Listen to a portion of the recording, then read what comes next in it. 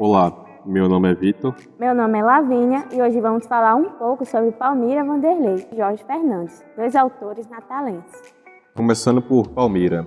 Palmira Wanderley nasceu em Natal em 6 de agosto de 1894, em uma família de poetas e intelectuais. Ao lado do irmão Jaime e da prima Carolina, representou a continuação das tradições poéticas da família Wanderley.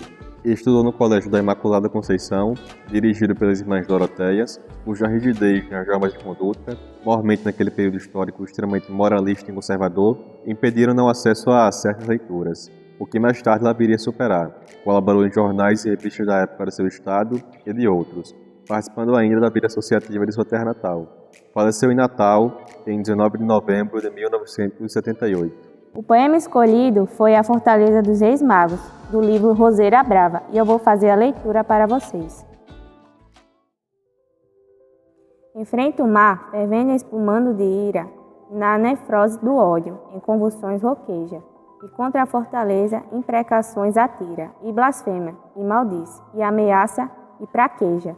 Todo ele se baba, ele se arqueia e delira, na fervente paixão de vencê-la, peleja. Ergue o dorso e se empina, e se estorce e conspira, e cai, magoando os pés daquela que deseja. A fortaleza altiva, agarrada às raízes, nem parece sentir as fundas cicatrizes dos golpes com que o mar o seu corpo tortura, evocando o passado à vista as sentinelas. No Cruzeiro do Sul, a cruz das caravelas, e as flechas de Poti rasgando a noite escufra.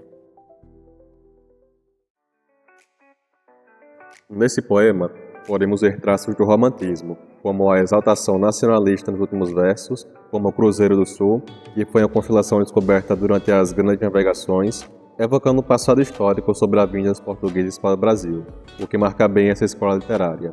O poema também apresenta versos de decassílabos regulares e rimas bem marcadas e elaboradas que pertencem ao parnasianismo, escola literária que prezava a forma e a métrica. Além disso, o poema também explora imagens carregadas de subjetividade e personificação. O mar fervendo e espumando de ira e a fortaleza altiva revelam um tom emocional e introspectivo que ressoa com as características simbolistas que valorizam a sugestão e os estados de alma. A autora usa esse recurso para criar um cenário de conflitos entre a fortaleza e o mar, uma vez que a fortaleza serviu como proteção contra invasores que chegavam por mar. Também é conhecida por ter servido de palco para travar grandes batalhas contra os holandeses, sendo considerado um símbolo de resistência. Palmira escrevia na época do modernismo, em que a escrita podia ser mais livre, e por isso percebemos a influência de tantas escolas em suas obras. O segundo poema é do autor Jorge Fernandes, do livro de poemas. Jorge Fernandes nasceu em 22 de agosto de 1887 e faleceu em 17 de julho de 1953, em Natal. De família pobre, teve que abandonar os estudos para trabalhar desde bem cedo. Foi operário de fábrica, viajante comercial e funcionário público, além de autor de poemas e peças de teatro. Quando publicou o livro de poemas, em 1927, causou surpresa pela modernidade de sua poesia, e poucos, como Câmara Cascudo, perceberam seu valor literário. As professoras Giva Cunha e Constância Duarte, da UFRN, em se tratando do livro de poemas, dizem: surpreendeu pela modernidade, pois sua literatura faz o contraponto com os versos parnasianos e neorromânticos dos poetas locais. Agora eu vou fazer a leitura do poema moderno. Tomou o martelo pesado, todo cheio de barro, e tocou, destruiu todo o verso bem feito. Malhou nas ogivas dos decassílabos, tá, tá, tá, e os pedaços de cornija caíam pelo chão, relvoso. Numa monotonia de pedaços de cornija, fez cair todas as flores de lis, que corneavam as janelas, e sobre um montão novo de ruínas de versos sonoros. Começou a avisar toda a vegetação alegre da terra. Pés de jurubeba, canapuns, pinhões se erguiam. As flores que ainda não foram vistas, azuis, amarelas, vermelhas pintadas. As folhas viçosas dos mata-pasto, largatixas, calango, no sim-sim de cabeça, se estiravam. Ao sol gostosamente quente, melões de São Caetano enfeitavam todo o basculho da arquitetura colonial. Ao analisar um pouco o poema, percebemos que é uma obra que, em sua essência, está muito mais alinhada ao modernismo do que ao romantismo. Ele explora a destruição das formas poéticas tradicionais e a busca por uma nova estética, centrada no Brasil e nas suas raízes culturais. O poema também reflete um movimento de ruptura, tanto com o passado literário quanto com as convenções sociais e culturais da época.